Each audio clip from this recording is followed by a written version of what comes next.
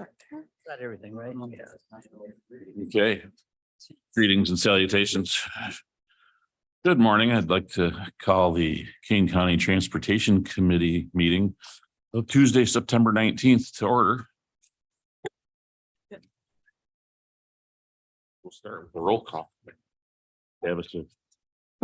Berman, Berman's here. Iqbal, Board present. Caius, Vice present. Leonard, Leonard here. Roth, Roth here. Ford, Board present. Doherty, Already present. Davis, Davis here. Pepe.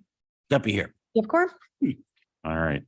And then we've had requests from Mr. Doherty and Mr. Leonard to attend remotely, both for health reasons. Any objection here in the room by anybody?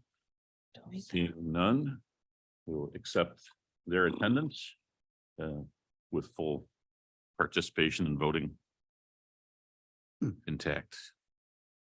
members All right. and Doherty.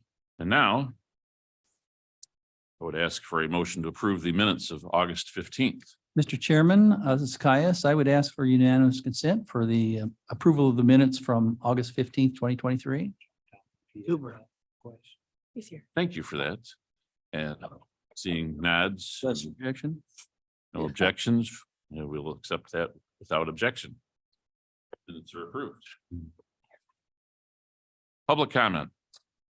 Do I have a note that's telling me I have anybody? He was No. around. Don't see anybody signed up. Everybody's jumping up. All right, then.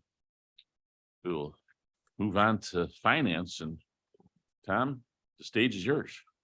All right, I'm gonna try to handle this. As you know, Kathy Hopkinson is the CFO now for the county, and so we're in a process of transition. We do have our new CFO, I believe will start in the next week or two. So that's going to be very helpful. Myself and Ashley Young have been working diligently on the budget. So that's one of the things that we'll be talking about in a little bit. So just to talk about some of the reports, you do have the reports in your packet.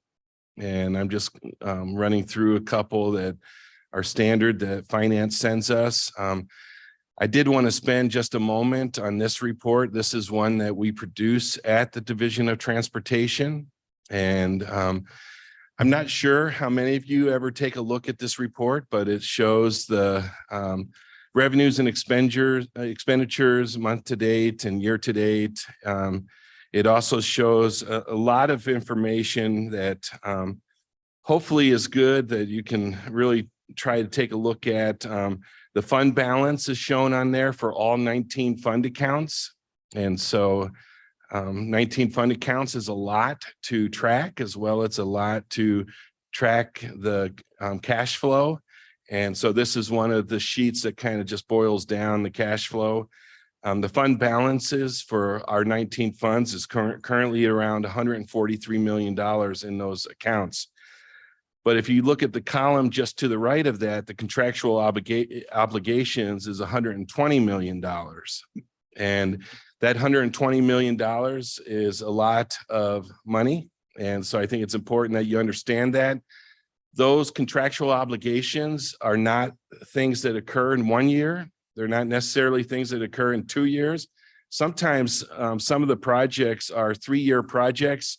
And then even the closeout, if it's a federal project, we could complete a project and yet not do the final payment for 3. And in worst case scenario, I think one time it took 7 years before we got the final bill from the state for a federal project. So it's important that you realize that even though there's a lot of monies there, most of those monies are obligated, as well as we're continually tracking the cash flow, because we literally do borrow into the next year relative to a lot of our projects. And so it does take a lot of tracking of the funds. And so I just wanted to give a big overview of our cash flow aspect and our 19 funds. I'll talk a little bit more about that in the budget overview. And that's all I had for the finance report. I could be wrong. I think Mr. Caius battled against the tolls because he didn't want you to have 20 instead of 19. Thank you. Just for you, Tom. Thank you. Yeah. Thanks for bringing that up. Good for now. For now. Don't see Mike. Oh, and I'll move directly into the budget presentation if you want me to. Oh, okay. So You said you were like later, so they were like It's later. my apology. small later. You go for it. All right, so in your packet that you received last week, there was about 60 pages of our budget worksheets. I'll tell you, 60 pages as well as 19 fund sources, trying to go through there with a lot of the projects actually coming from 2, 3, sometimes 4 different fund sources. It can get very confusing. I want to start by saying, if any of you want to meet with me and get into specifics and try to better understand our budget worksheets, I'd be glad to do that. What I'm going to present now is just an overview. So this is a quick presentation so you can have a sense for the projects that we're moving forward with. Our guiding principles, this is very critical. Back in March, the county board adopted our 5-year transportation improvement plan. This is our 5-year financial plan. So you always have a sense of where we're going as far as the projects. You always provide input. We add projects at the request of the committee as a whole. And then ultimately, early in the year, our transportation improvement program, our 5-year program, is adopted by this committee and then ultimately the county board. The first aspect of developing our budget is that document. The second is public safety. We always say that public safety is job number 1. And so a lot of our projects are looking at, are there some low hanging fruit that we can address real quickly, or are there intersection safety improvements that we need to make? The next item is the essential public services, maintenance, preservation, enhancement of the highway system, snow plowing, traffic operations, and then permitting for economic development and access management. Personal mobility is very important. We're multimodal. We used to be called the Highway Department. Now we're the Transportation Division under state law, and we focus on highway, transit, bike ped, and ADA accessibility. System efficiency is also very important. We can't build our way out of everything. Obviously, there's certain capacity improvements needed along our roadway, but a lot of our enhancements to capacity is actually intelligent transportation systems. And then we also leverage local funds with federal and state funds. Without availability of our local funds to match the state and federal funds, we wouldn't be able to go after grants. So that's an important aspect. Our mission is to provide and maintain a safe and efficient transportation system while sustaining the county's vision and values. Just to talk a little bit about the 19 transportation funds. This is just a breakdown of the different fund sources. The county highway, this is a property tax, and it's used primarily for personnel. On the professional side, our operational administrative side, building improvements, vehicles and equipment. County bridge is primarily for bridge inspections. The motor fuel tax, this is important in regards to funding our maintenance personnel as well as pavement maintenance. And there are monies available in there for capital projects. County highway matching is usually utilized towards salt. The motor fuel local option, this is primarily operations and maintenance, but there's also some monies that are available for capital projects. Transportation sales tax, this is our primary funding for our capital projects. And this is where we're actually fiscally, we're usually a year into the use of the RTA sales tax. It's already contractually obligated. Transportation capital, don't let that fool you. This is a limited fund balance utilization. It's only reimbursements that we receive from the feds. It's not an ongoing resource of revenue. Impact fees, these are for capital projects only and capacity projects only. There's 11 funds there, but they're geographically restricted. They have to be used for certain projects. And then the Long Meadow Bond Construction Fund, which is almost depleted. Just some highlights for our transportation budget. The proposed budget is 118.67 million. This overall budget, as I mentioned earlier, is a budget that looks at what needs to be earmarked because of contractual obligations. So some of that 118 million will actually carry over into 2025 and as well as 2026. And so it's important to recognize that that's not, we'll probably at the most actually spend about half of that budget. That's typical for a typical fiscal year, is that we only spend about half the budget because we have to have the monies obligated in place for upcoming contractual years. Revenues, all of our revenues are special revenues. We have no general fund revenues within our use. The county tax levies, there is no increase proposed in the county tax levies. We've held that essentially that 5.39 million. We've held that steady for 13 years now. Any growth in the county, all of that goes towards the general fund. We've locked in for the last 13 years that 5.39 million. And then the total, I'm sorry. That last part? Could you say that again? we've locked in No, before that, that that part about all of the county tax increases. levy? Yeah, all increases in the county tax levy goes to the general fund. That part about no increase. Did I hear that right? There's no increase for our highway special revenues. So we've, You're part of the transportation committee. that's the guidance that, Make sure you get that part. Share that part.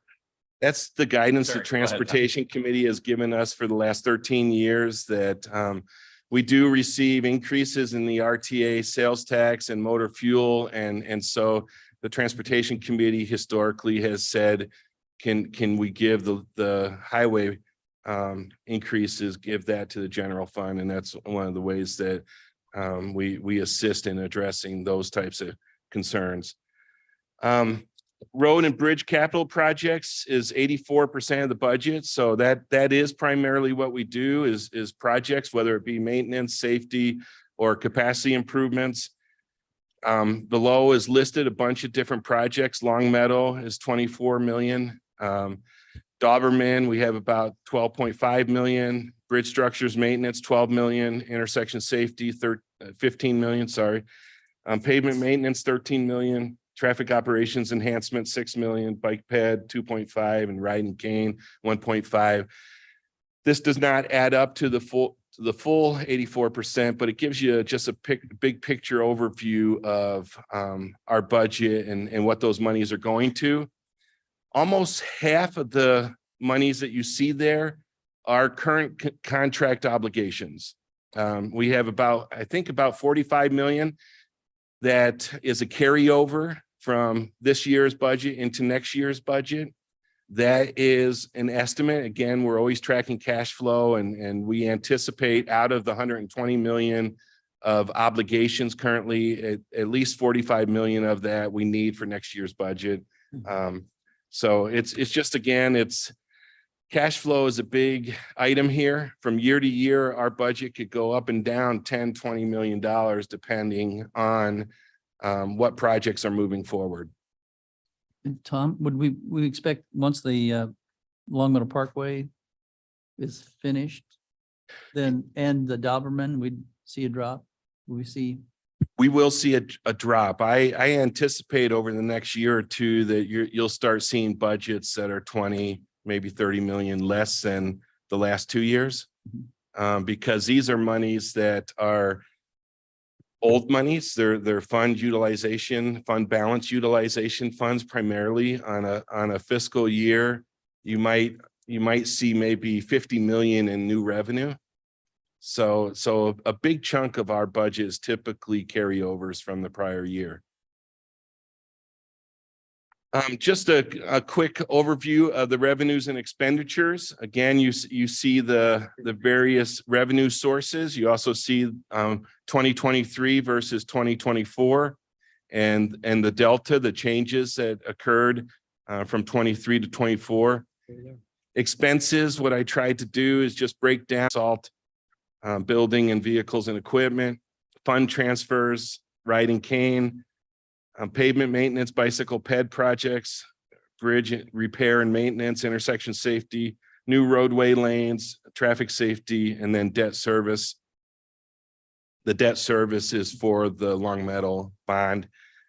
So again, you see the deltas, and again, I tried to just break it out into the key categories just so that you get a sense for where the $118 million is going. And moving on. This is an org chart. You're not going to be able to read this or see it. I just generally really names and words in there. those are individuals and positions. The primary thing I want to do is dig into the vacancies and spend some time there. Everything highlighted in yellow is a current vacancy. They're mostly professional positions, and that's one of the primary concerns that we have is trying to figure out how do we start filling some of these professional positions that we keep losing staff. And so I'm going to talk about that briefly, but again, the yellows are the vacancies. The CFO there, as you know, Kathy again went to become the county CFO.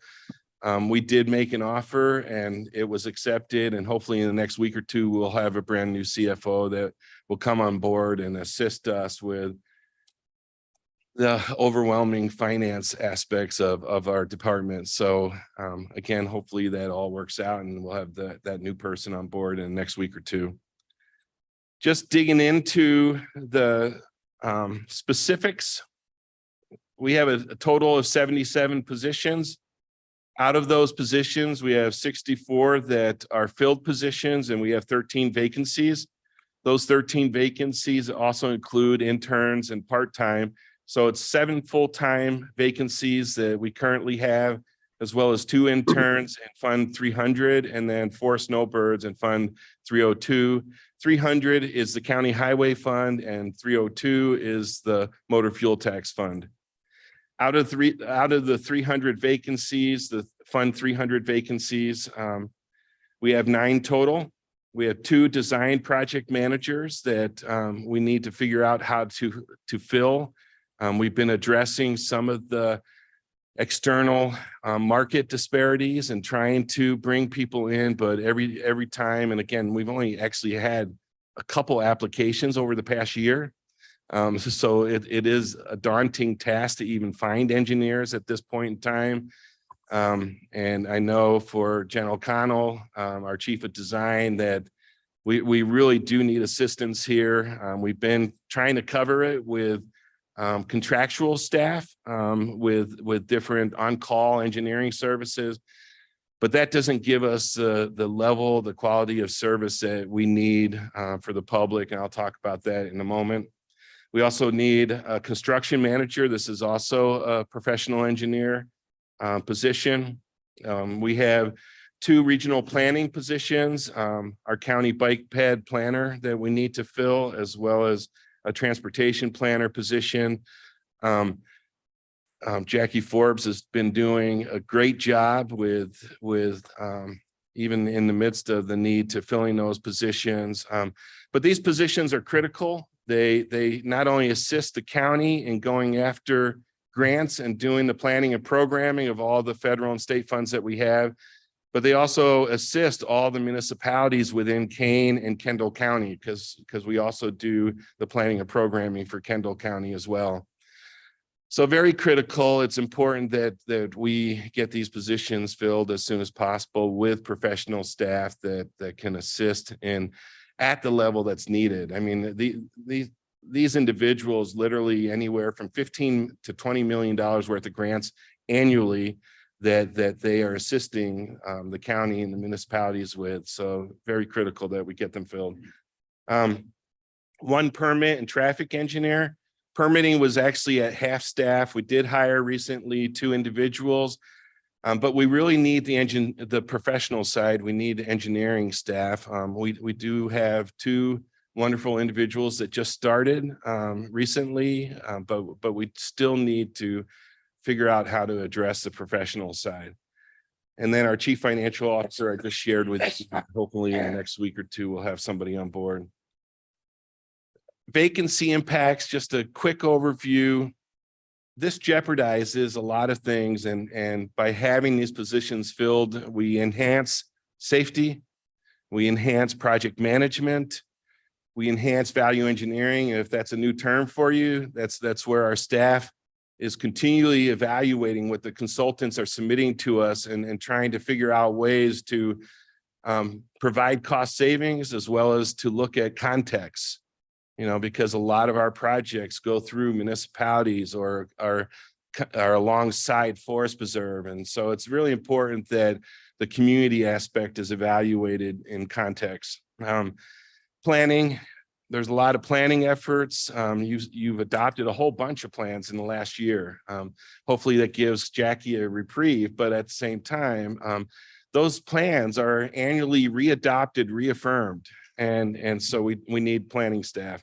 Permit reviews, I'll just be honest, some of our permit reviews are delayed. And a lot of that is because we have all new staff in our permitting section, as well as we need more engineering staff. And so we're doing our best. We do a lot of assistance with outside contractors to help move those forward, but we can do better and we need to figure out a way to do that. So over the next few months, hopefully we can figure out something to get some of these professional staffs in. Inspections. If you're doing a $10 million project, you want to make sure that there's county staff out there that are watching the work that the contractors are doing. We have difficulty being out at many different job sites. And so that's something that we need to continue. And then traffic operations, the enhancement of that, data collection. A lot of data collection we haven't done in the last few years just because we haven't had the staff to do it. And then going after grants, very critical. This next slide is just a quick overview. I've already talked about capital projects. It talks about the phases that we have, phase 1 engineering, phase 2 right away and construction. And then it explains a little bit about how the local share does. Our budget does not include all funding. When it's a construction project, IDOT is the lead for the federal and state projects. I'm not going to go through all the projects, but you have a list of all the new roadway lanes that are proposed. Most of those, Long Meadow, Doberman, Bunker. Intersection safety, you've got a whole bunch of intersections that we're doing capacity and safety improvements at. Bridge structures and projects. Most of our projects are bridge structural projects. Close to 50 projects a year on average are bridge and structural projects. So there's 3 pages of bridge and structural projects that are ongoing. And then traffic safety, interconnect projects, and then bicycle pedestrian projects. And then maintenance bridges. These are all the bridges, major structures over 20 foot in width. We inspect 141 structures within the county. Many of them are also township because we assist the township highway commissioners in the inspection of their structures. And then we have the maintenance of roads. The overall 2024 budget is almost 13 million, as I mentioned previously, and it kind of goes through the breakdown. This is for 750 miles worth of lane miles within the county. So this is your big picture overview of our budget. Again, if anybody needs any extra time to sit down with me and go over all of our budget aspects, I'll be available to do that. You jumped ahead of the slide on this one of the new trucks we're buying. The which one? You jumped ahead. Oh, the trucks. Trucks are right. Yeah. That's our new equipment we got. Sorry. I have a quick question, Tom. Bill, go ahead. Yeah. Roth here. You said bridge inspect. Do you inspect every bridge every year or every 6 months, every week? I mean, what's the schedule? It's typically under the federal guideline, it's typically every 2 years. But there are some structures that we then are required to do it more often. If it's in bad shape, is that the? Yeah, So- none of our bridges are in bad shape. We have an ongoing process of inspection as well as maintenance, as well as reconstruction, and all of that starts way out in advance. It's based upon metrics, and those metrics start telling us that we need to start either fixing an issue maintenance wise, or that we need to start redesigning a bridge for a reconstruct. And so much of that is happening 5 to 10 years ahead of schedule. Okay. Through the inspection process. And on the average, a bridge inspection takes how long? I know it varies by the size, of course. I can't answer that. General Connell might be able to, but Just curious. So we have a schedule where they're inspecting bridges all the time, not every bridge gets inspected all at the same. Right, time. right. I think that's, Like I would assume the Kirk over the tracks would be a longer inspection just because of the height. right, yes, yes. And then are we looking at any technology to make it easier, like monitors on the bridge that would potentially help? You know, Know about that. I don't No. believe at this I don't time. believe so. okay. Nope. You know, with everything going on with artificial intelligence and, Yeah, And the Kirk Road example is one where, it's all under design, land acquisition is occurring, and hopefully construction occurs in the next couple of years. Right. But we're also maintaining it well, yeah. on an annual basis until we reconstruct. And it. So- I've noticed, Okay. which good. Thank you, Tom. Yep. Alan, question? Oh, hold on, just one second. Mr. Iqbal was ready Yeah, first. my question is regarding the RTA tax. What is your recommendation for the committee that we should not allow it to go to the general funds, or we should keep it just for transportation? Is there a penalty when it goes to general fund? I'll answer as best I can, because I know that Split 3 ways. yeah, it's already split 3 ways, and that was done at the beginning. And it was based upon the recommendation of the state and the MPO, the CMAP, that those monies were meant for transportation and they need to be utilized for transportation.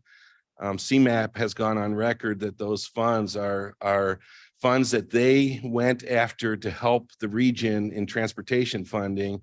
And if we start moving it out of transportation, that generally is telling the region and the state that we do not need additional funds for transportation. So I know you have all of our policy makers here have a difficult decision in the future. And so I've always tried to figure out ways to be a team player and including moving our transportation funds to assist in other areas as best we can. But we've always at the staff level protected. There's a white paper that we hand out almost on an annual basis. We've tried to protect those funds because of the reason they were created. And again, you have a difficult situation. I'm only staff. Our recommendation is that you retain it for transportation. The second question is, if we say take away all the RTA fund and give it to the general fund, is there a penalty involved? I mean, you can't take this fund and give it to general fund. The potential penalty is one that Tom just alluded to, which is then we are viewed as not needing any other help. So you put yourself in kind of a precarious position. And I think, just to be clear, I don't think it doesn't just go directly in the general fund. There's a portion carved out for judicial public safety and then another smaller piece for the strategic, So the long name one, the judicial public safety strategic plan. So a couple other aspects is it will impact our ability to go after grants. Okay. We will not be able to go after grants. Right now, a big chunk of the RTA sales tax actually goes towards our regular maintenance program. So a big chunk of it goes towards maintenance. So that will be jeopardized. We'll have to figure out how do we address maintenance, because if all of it went, because a big chunk goes to maintenance. The other thing is that we borrow into future years. Contractually, right now, the county is obligated about $10 million into FY 2024 of the RTA sales tax. So we're actually contractually obligated into next year's budget. And so there's three serious consequences if the RTA sales tax starts being impacted. Okay, thank you. Mr. Caius. Ms. Allen. Oh, yes. Ms. Allen. Oh, thanks for committee members first. Oh, I guess on this Caius, just on the long-term aspects of transportation in Kane County, comparing the RTA, do we expect that to continue to increase? And then are we going to see at some point where we don't need as much, we're just doing maintenance as opposed to new building, new construction, things like that? I wish we were there. The difficulty is inflation.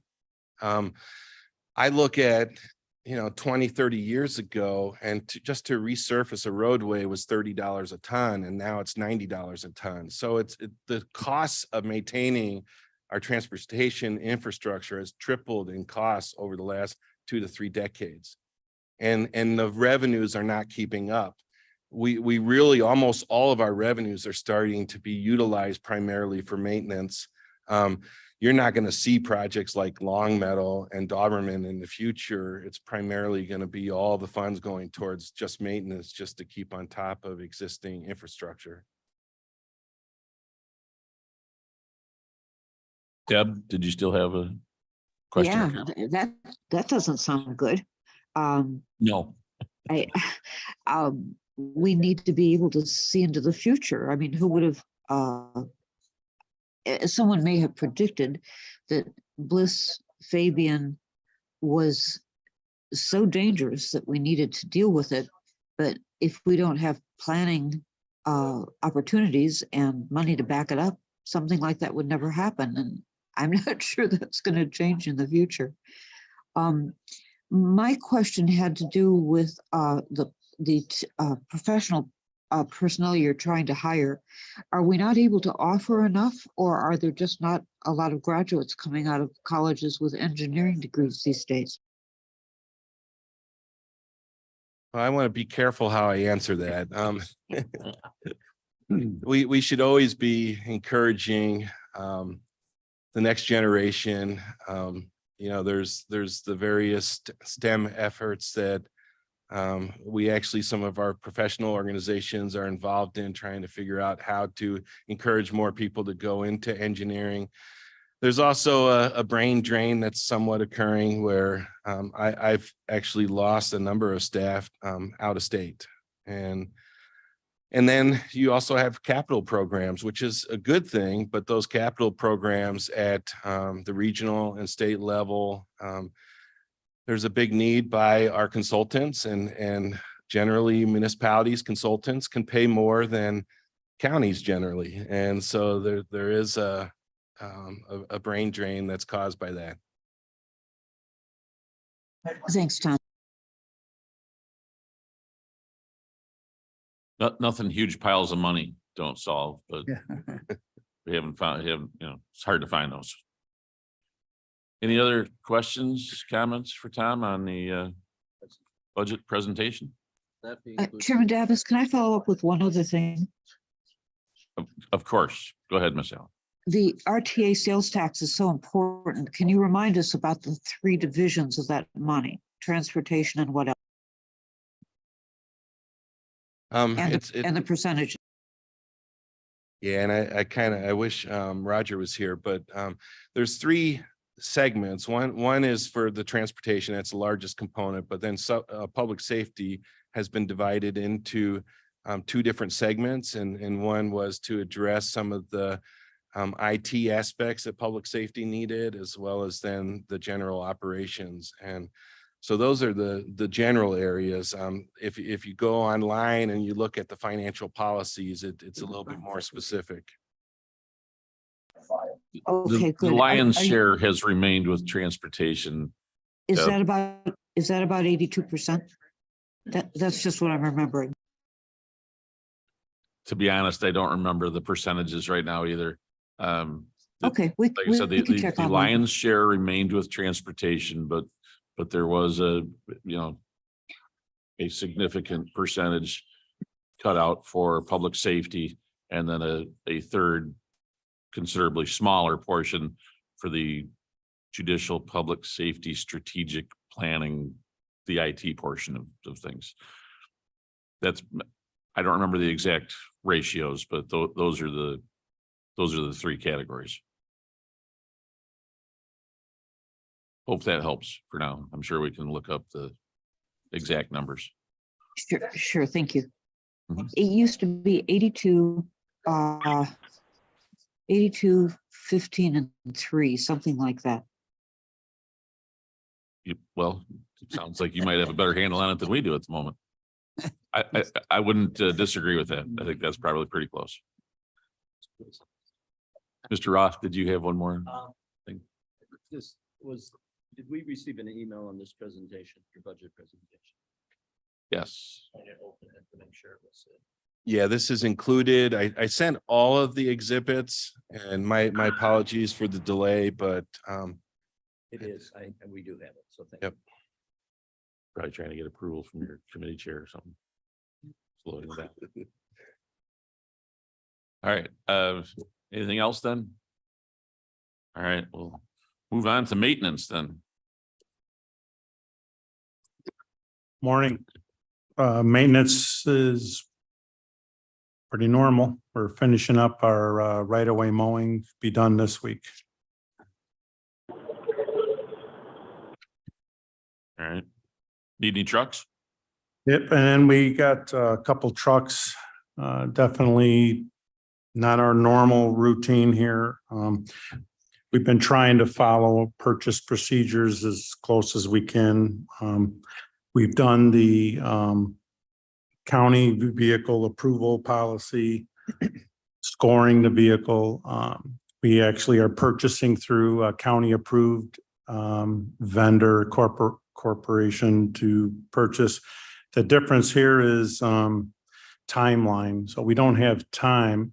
Last year when we did this, they allowed us to do a letter of intent, and then we were able to take it through the board, get approval, and then, get our purchase order and place the order. They're no longer allowing letter of intents. They want a purchase order. The order timeframe is 3 weeks. And they don't even know from the manufacturers when that'll be, so we can't even prepare you to get pricing or anything. So we got told at the beginning of the month, they're accepting orders and this is the pricing. So we don't have time to go through the normal procedures. So we did the Emergency procurement affidavit? yep, we did the emergency purchase. Only we had something with language, like the state uses for quick purchase. Yes, and Talk to your local lobbyist. But it's basically the same thing, but they have that kind of extra language in there. somebody There a call, motion for somebody this? call Michelle Gumstiller. What he said. Talked a lot. Mr. Chairman, is there a motion on the floor for this? I thought I that would was- move, I was recognizing you for that. I would very move the resolution for the emergency purchase of I would two second it. trucks. Motion by Caius, second by Ford. So is this you guys have already put it in motion? Is this, we're ratifying it? Yes, yeah. Just to be clear. All right, any questions? Any questions, comments?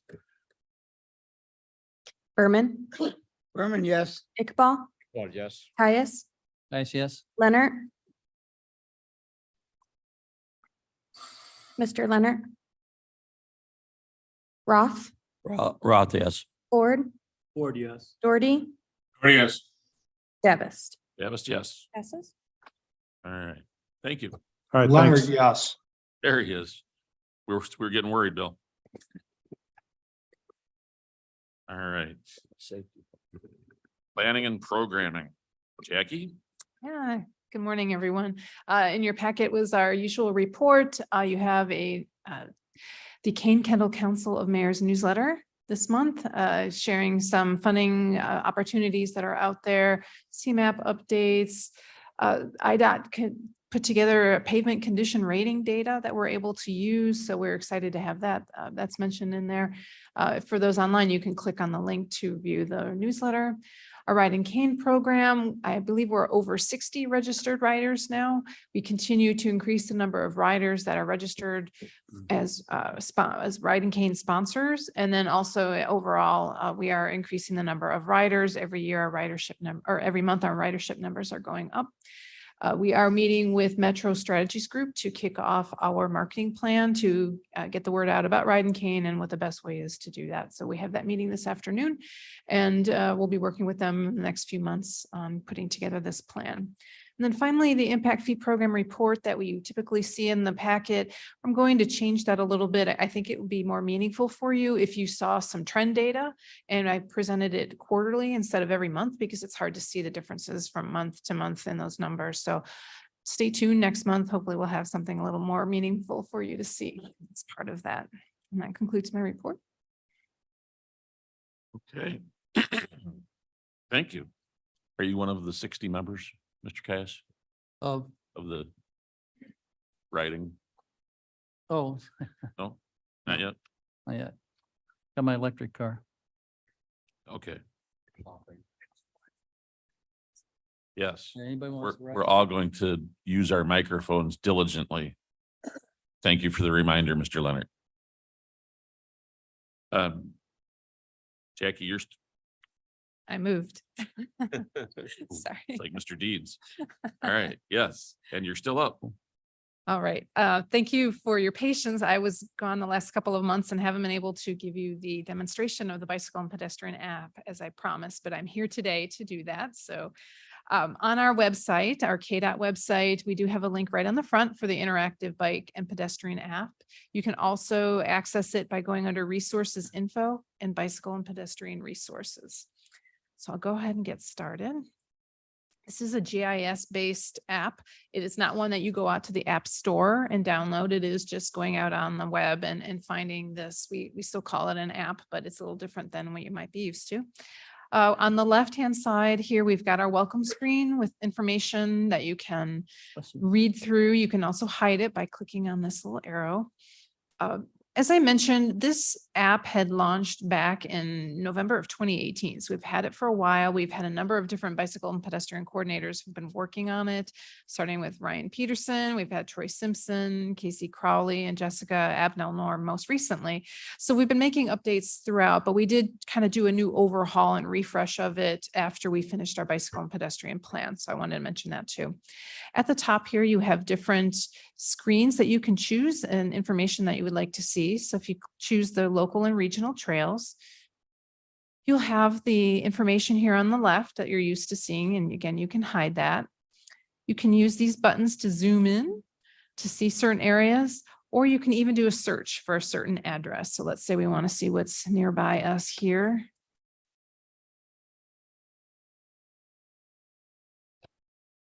And we'll zoom in and show us, here's the government center and what local and regional trails are nearby. Like most GIS maps, you can click on the trail or on the links and get information about it. This one, it's a little hard to see. Sorry, let me move it there. It tells you the facility name, the type, is it paved, who's the primary agency responsible for it, secondary agency, some other comments if there are some. So you can use that throughout the county by clicking on the different lanes. And then you can see the information there. Sorry, it's a little hard to navigate on here. But those are local and regional trails. And then we have specific one for bike facilities. Over here, we have a legend where you can see the trails that are planned, existing, future, or programs. So if you're curious to know what we have in the future, you can look for the green ones and then click on it and get a little bit more information again about where they are. The status on this one is the future, who would be the primary agency, and other information that is available about that. trail surface type. So if you're thinking you want to go for a bike ride and you want to know what the surface type is it paved? Is it aggregate? Is it dirt, limestone, or other? We do have a separate layer for that. You can zoom in and click on that to find out what it is.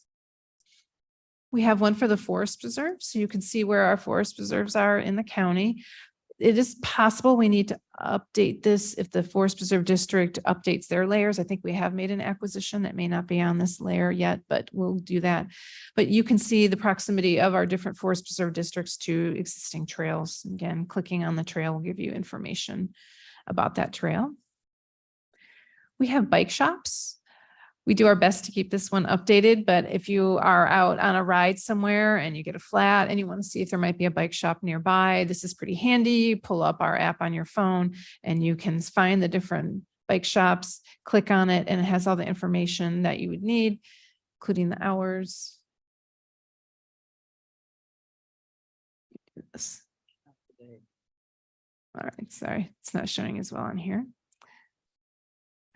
The second to the last one I want to show you is this level of traffic stress. So this is actually an industry standard and determining who should really ride on these different roadways we have in Kane County. And they have descriptions of them, and I'll show you what those mean. But we decided to put this disclaimer on the front of the map that you have to click on because we want people to understand we're doing our best guess of who would be comfortable on our roadways riding them, whether you want to take your children with you or if you're a pretty strong rider and you want to ride on our roadways in the western part of Kane County. So we did add this on here just to let people know, hey, we're doing our best. Over here is a description of the different levels. Level 1, most children can tolerate, all the way up to what we call the strong and fearless cyclists on level 4. They're color coded here. And then you can take a look at the map and see where you might feel like you feel comfortable taking a ride in different areas. Let's look down here in Aurora. So you might find some local paths that are more comfortable for children to ride on in your neighborhood, as opposed to if you're going out to the western part of Kane County, as I mentioned, where some of our roadways are just a 2-lane road and you have to be pretty strong and fearless to be out there. So Becky, is it possible to add a level, mark some territories on there that, says something to the effect of, even if you're the strongest rider, this is a really dumb idea, don't ride here. What's So worse, level Brian? 4 is Carl, right? Yeah. Carl, 3 to 4. Yeah. I think trying to put that disclaimer in that front first, just lets people know you need to be thinking about this. And The only other category I was looking for was the yeah. click on to find volunteers to help pedal the bike for you, but Yeah. that's just me. That's why there's e-bikes. Yeah.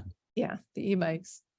The last thing we added on here is how to report an issue. We get emails in our KDOT comments email, people saying there's a tree down.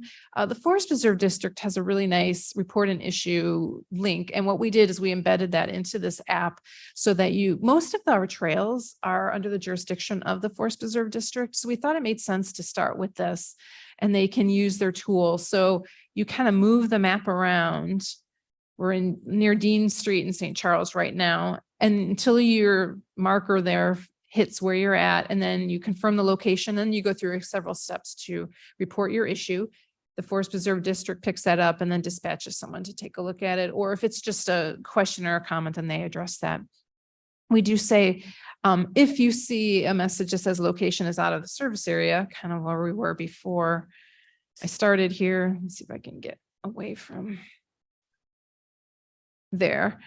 Then you can send an email to our planning staff email and we'll take a look at it, determine whose jurisdiction it's under, and then make sure we let that group know that there is an issue that needs to be addressed. And we also take just regular comments at our planning staff email about the trails and answer questions that way too.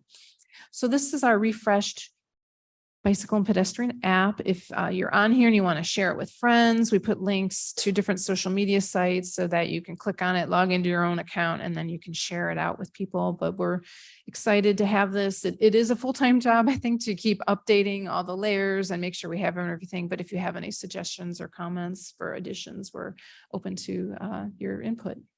Thank you. Mr. Cayetz. Question, Jackie, that when, if you do get the locations outside service area, it's a separate, you go into a separate part of the website to send an email? There's no link right here. No, I think you might be able to click here. I'll see if we can add this as a live link so you can click on it and then it'll open up your mail client. You're and not send it. having to hunt for the, Yeah, we don't really have one on our KDOT site for reporting an issue the way the Forest Preserve does, really because we don't have a lot under our jurisdiction and most people just send us an email, but I can look into making that a live link. That might be helpful. Let the Forest Preserve District take care. yeah. Yeah, or they could tell It us. how works they really do well. it. You can, Forest Preserve, you can take a picture of it, send it in. Mhm. And the stuff I've sent in, I get a really quick response. Our ops people are out on it right away, so. Yeah. Yes. Ms. Lewis. Anita Lewis, just a quick question. Do you have access to closures that are on the trails?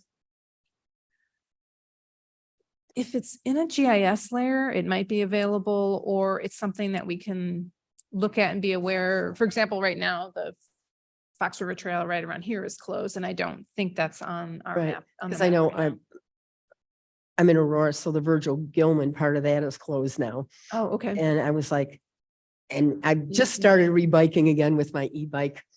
And I was riding down there and it was like, all of a sudden it's closed and I'm like, which site do I need to go on? So I know those things ahead of time. Yeah, maybe we could have a link up at the top here of closures right in the front, and then people would know. And as we learn of them, we can put them on there and try and put some description behind that. It might not be a GIS base, but it might be a list of them. We could probably. do Thank you. that. It's a good idea. Good- Yeah, good suggestion. Now it's a, I like this plan. now it's a full-time and a half job. I know, there are a lot, but ones that we know are going to be, say, maybe a month, we say, then we'll put it on our app. Good idea. Any other questions, comments, suggestions? Good ideas? All right. Oh, very good. Bad ideas? No. All right, All right. Jackie, it's still you. It is. I'm going to go back over there. Blair, you can take back the screen. Why don't you come over here this? All right. This time I was ready for it. I see it. so. All right. Move on. So because you missed me the last few months, I'm going to handle the next couple of reports for my colleagues who aren't able to be here today. We've got our typical permitting report in your packet today.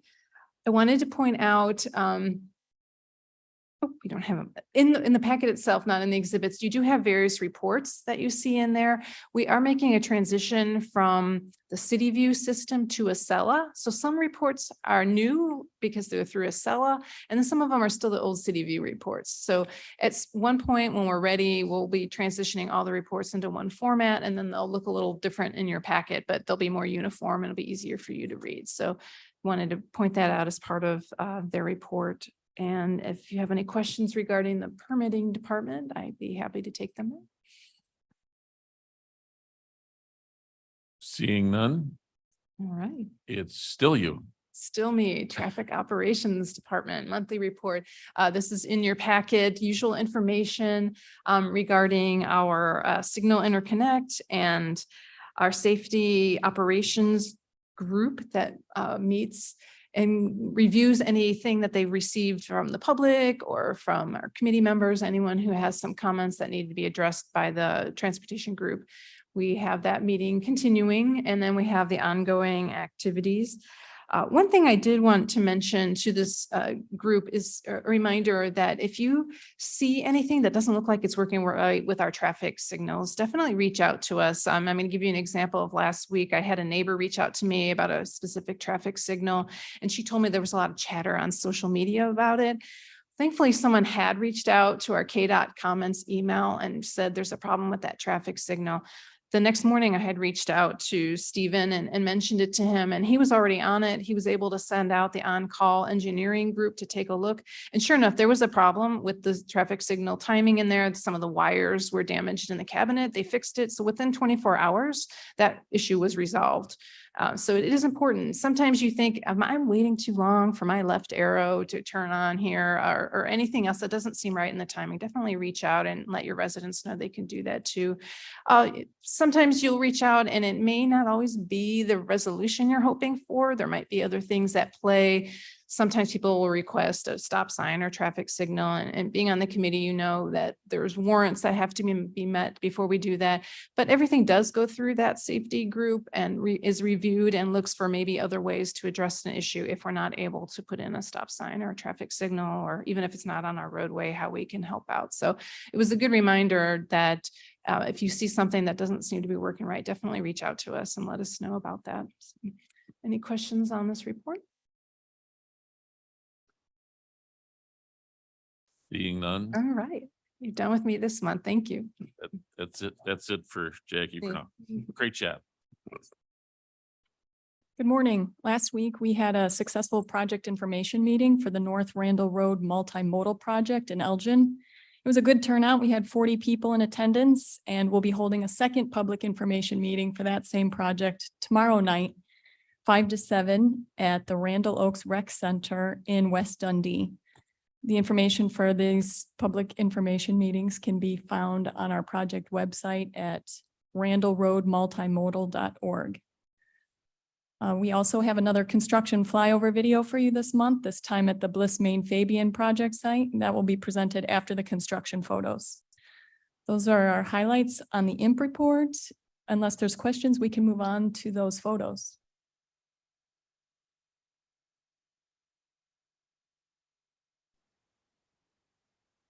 All right, photo 1. Crews continue to excavate, treat, and dispose of the contaminated soil at a steady pace at the Long Meadow C2A soil disposal project.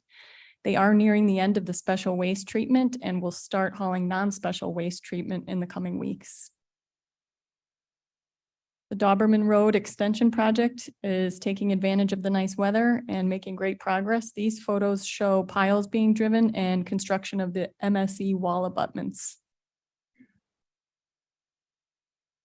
These photos were taken at the Bliss Main Fabian intersection realignment and roundabout project and show the roadway grading and curb and gutter for Splitter Island construction.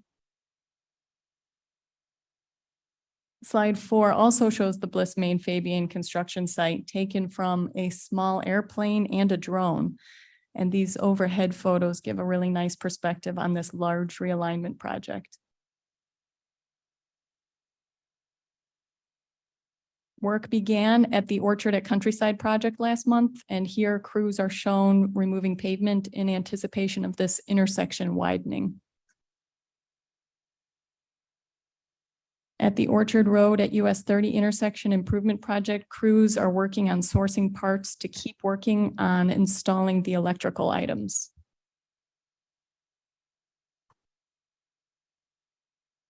All right, before we move on to our resolutions, we'll get that drone video going. Could I- Here we go.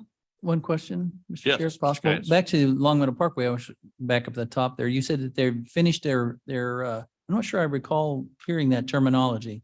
There's a difference between what they're hauling now and what they're going to be hauling in a couple weeks. Yeah, the special waste that they're hauling now is the lead contaminated soil, and that's nearing completion, even a little bit ahead of schedule. And in the next couple of weeks here, they're going to start hauling the 37 approximately 1,000 cubic yards of non-special waste. So that will be soil not contaminated, but with the All been lead. tested and cleared of any kind of contamination. Oh, so it's going That's to right. take that much longer to do the non-contaminated. Yeah, I think another 6 weeks. Thank you. Mr. Chairman, a question. This is Leonard. Yes, go ahead, Mr. Leonard. Yes, I was just wondering on the Fabian Bliss Main roundabout. Mr. Shadle had mentioned to me early in the year that this would be completed in October this year. I just wanted to make sure that you're still on schedule.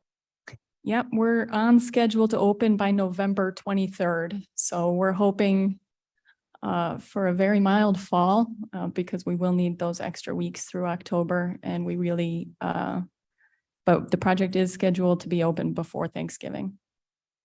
Thank you very much. Thanks. All right, today we're showing this aerial video that was filmed with a drone a month ago.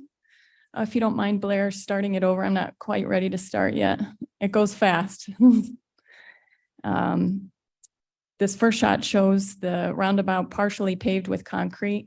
All right, go ahead. Thank you. We start off headed eastbound on Main Street and approach the roundabout. And you can see the new west leg being constructed there with a splitter island while the traffic remains on the old pavement.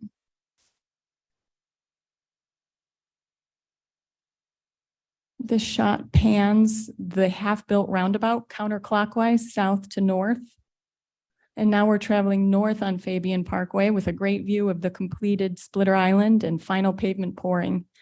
Today, the construction of the Fabian Parkway leg is complete. A quick trip westbound now on Main Street, showing that new west leg again from the opposite direction.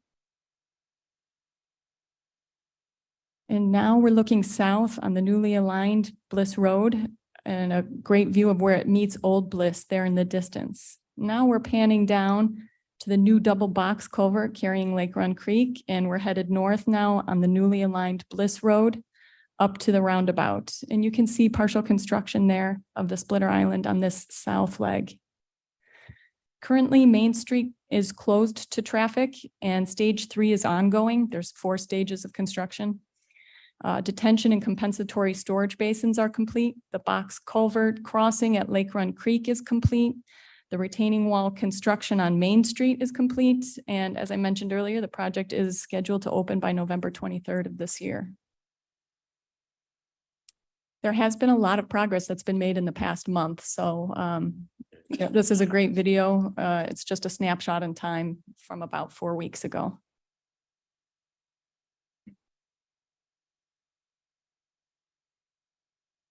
Thanks, Sorry, Blair.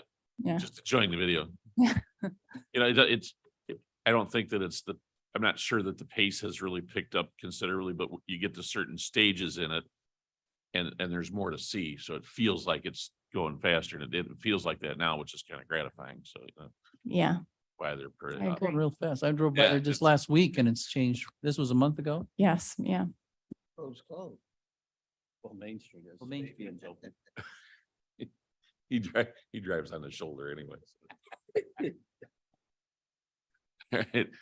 Well, thank you. Always like to have pictures and video. Yep, we look forward to it. Me too. Resolution? On all of our road and bridge projects, we do try to avoid and minimize impacts to adjacent existing wetlands. If wetland impacts are unavoidable, a permit from the United States Army Corps of Engineers is required and wetland mitigation is necessary. For the Bunker Road Extension Project, the wetland impacted by the project must be mitigated, and we need to purchase a total of 2.05 credits at a price of $170,000 per acre to mitigate for this project. Currently, the Gray Willows Mitigation Bank is building a wait list for projects for when they'll have credits that will become available. We're hoping next month. And so staff recommends approval of an agreement in an appropriation request in the amount of $348,500 in order to purchase these necessary wetland mitigation credits when they become available. Guys would move. Roth will second. Moved by Mr. Caius, second by Mr. Roth. Any questions on the wetland mitigation credits? We don't get it. We're not buying them from the Forest Preserve. Yeah, at a discount. I think we're sold out, right? We have pre-purchased 21 credits from the Forest Preserve. Those are non-jurisdictional credits, so they haven't been inspected and approved by the Army Corps. The Army Corps will only approve, so we have jurisdictional credits and non-jurisdictional credits. This project's requiring, the Army Corps is requiring jurisdictional credits inspected and approved by their agency. And so we'd love to use those wetland credits that we purchased last year from the, I think it's from the Sawyer Prairie, Kane and Johnson's Mound Forest Preserve. Unfortunately for us, those credits are not jurisdictionally approved. That's a layer I was not familiar with. I The me neither. mitigation credit world. Huh, Yeah. good to know. Darn. All right. It's always more complicated than you think. Yeah. Well, that being, now that we've learned something new, we have a motion and a second. Any other questions? Roll call, please. Berman, Berman, yes. Iqbal, Yes. Caius, Caius, yes. Leonard, Leonard, yes. Roth, Roth, yes. Ford, Ford, yes. Doherty, Yes. Davis. Davis, yes. Thank you. Motion passes.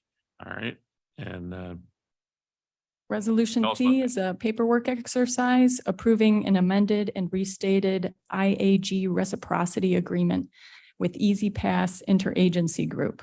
Kane County is currently a member of the Easy Pass Group in anticipation of operating the toll bridge and maintenance services for Long Meadow. Staff recommends approval of this updated reciprocity agreement with Easy Pass.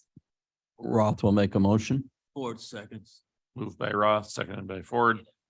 I think the gist of this is that until we absolutely, until funds are in hand and we know that we do not have to do this, we have to continue our due diligence of being ready to do this. So, So eventually these will go away. Yes, Okay, thank you. In a perfect world. yes. Yeah, that's like. all right, Mr. Doherty, you have a question or comment? Yeah, so there's no cost, it's just being a member? I don't think there's any cost associated with this right now. That's at this point in time, there's no costs associated. Thank you. You're welcome. All right, we have a motion and a second. Well, yes. Caius, Yes. Leonard, Leonard, yes. Roth, Roth, yes. Ford, Ford, yes. Doherty, Yes. Davis. Davis, yes. Passes. Thank you. Motion passes. We're resurfacing Campton Township. Tom? Yeah, just wanted to provide this as an information item only. As part of our assistance to the townships on resurfacing projects and their MFT distribution. The Campton Township Highway was completing their resurfacing this year at a value of about $428,000. The highway commissioner discovered that there were inadequate quantities in the available contract. And so staff has worked as we're required to under state law, staff has worked to look at different alternatives. And it was determined that the best approach was to utilize the items by county engineer within the county contract to finish up the costs. And so there's probably about $75,000 to $90,000 of unit price costs that we're stepping in and assisting with. It's important that we get these roads resurfaced. They're already ground down. We need to get a surface on it for public safety as well as protecting the subgrade. So the highway commissioner has agreed to pay back KDOT over the next several years, and we're going to proceed forward in this way again under the county engineers, items by county engineer. So just wanted to make sure that the committee was aware of this. There's no appropriation associated with it as it's already been appropriated. Information only. Working cooperatively with with local authorities and townships, like you said, and I think Tom already mentioned, you don't want to leave it undone, public safety wise, we're gonna keep it done. And then give Kirk at Douglas. Yeah, this I do need a little bit of committee input and guidance. Just wanted to give an overview of economic development project that we've been asked to consider. I'm going to go to an aerial just so that you can see the aerial. We're referring to this as Project Bluegill at the request of the property owners. And this is the Aldi site. You can see between Hubbard and Fabian along Kirk Road, if you're aware of that site. Project Bluegill is essentially trying to figure out a way to get better access into the site. We initially started looking at Hubbard and it required dual lefts, and you cannot put dual lefts in at that location. And so it was determined that a full access could be accommodated at the Douglas intersection. And that would be the best location. There's a site plan that shows the additional parking as well as the new two-story building for the expansion of their corporate headquarters here. And with the new access drawn on the east side, you can see how a connection with Douglas signals would be located at this location, and It would also assist the industrial park on the west side of Kirk Road as well. What's being requested here is that the county be willing to be the lead agency in moving this project forward. Only for construction, though. The engineering aspect of this project would be handled by Aldi. They would get the engineers in place and do what's required by the state of Illinois in regards to the phase 1, phase 2 engineering, environmental studies, et cetera. They would also design it to be in a conformance with the county's required standards. So essentially, we're looking at supporting the request for the Economic Development Program funds from the state of Illinois. So we're looking at doing that. It's about $2 million to assist with this intersection. It's 50% of the intersection costs. It would only be for construction. So the county would have to be the lead agency because we're the only one that can directly receive the funds from the state of Illinois. At the same time, it covers 50% of the costs, and those costs need to really be borne by the developer. And so the other 50% would be covered fully by Project Bluegill. And what we do is we produce intergovernmental agreements, not only with the state of Illinois for the funding, but also with Aldi to ensure that they have all the costs. We'll let the contract, and if there's a gap in the funding, at a minimum, they're going to be giving us 50% of the cost, but it'd be a scenario where no monies come outside or no monies come from the county. I bring this up and I ask for your recommendation because there's a lot of work and effort that has to occur. And there's two things primarily that we're looking at. One is the access point to Kirk Road. This is a new access point. Right now, there's a right out only at this location. This would be a full access point as well as it would be with signals, et cetera. And so we want to make sure before we get too far down the road that the committee concurs with this access point. It is on a appropriate spacing as well as it will give access with signals to the west into an existing industrial park. So we want consensus that it's good to proceed forward, direction to proceed forward. And then the other aspect is that we would be the lead agency. Therefore, we're going to have staff resources that will be needed, as well as agreements that would have to be drafted with the state of Illinois and with the developer in order to do this. And again, before we get too far down the road, we want to make sure that the committee was okay with staff proceeding in this direction and going after or assisting Project Bluegill in getting the state funding for economic development. Well, is Batavia, City of Batavia involved also? Is Douglas, isn't it Batavia? They will be somewhat involved, but it is our intersection and they'll be involved with some of the approvals internally as well as potentially some enhancements to Hubbard. Mr. Cass. So what you presented so far is pretty much upside to access to that whole industrial on the west side, which looks like a very busy area. Downsides, is there anything we're missing here that No. we should be aware of? I don't believe so. I look at it as something unique for us, and with being down staff, it is going to take some staff resources, but it's economic development. It increases jobs. It assists in growing all these corporate headquarters at this location. And so selfishly, there's part of me that sometimes says, I don't know, man, it's a lot of extra work, but at the same time, it's stuff like this that we need to be doing to help. There with might be economic somebody development. whose small business is in Safety the thing, industrial maybe. park near there that's gonna now have to maybe stop at another light every time he goes back and forth Yeah. there. Would be. It's a busy section.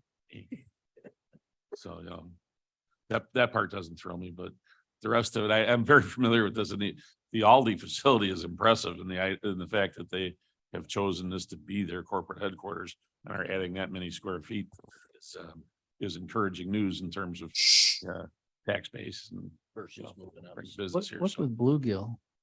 That's the project name that's been given the project. I don't know if it deals with. That's a lot of their- those to get enough to eat.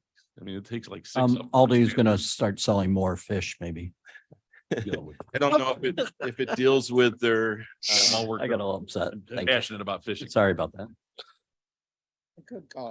it could deal with their corporate structuring and such. I can't really answer Sorry that, but about that. that's, Ron. that's no what they've comment. asked us to call it. Is there a mess? For direction and staff consent. We're gonna ask Mr. Doherty what his question or comment is. Yes, the question is this gonna put any undue stress on your staff shortages? I mean, I understand we want to take on the project, but will it stress any of our other projects? We will make sure it doesn't. We're right now in our discussions with the entity that's moving forward with this. We've had a number of discussions about how to make sure it's very minimal as far as the resources needed by our staff. And we've been clear about that, and they understand that. At the same time, these funds are not available unless we are the lead agency. So we're going to structure this so it minimizes that impact. Thanks, Tom. All right. Any other questions? Would they help Rob? pay for additional staff needed temporarily? Well, it sounds like they'll at least carry the brunt of the, The costs, the burden of the expense of doing a right? lot of this. But would that I think that's include what- staff costs? If you had to hire temporary?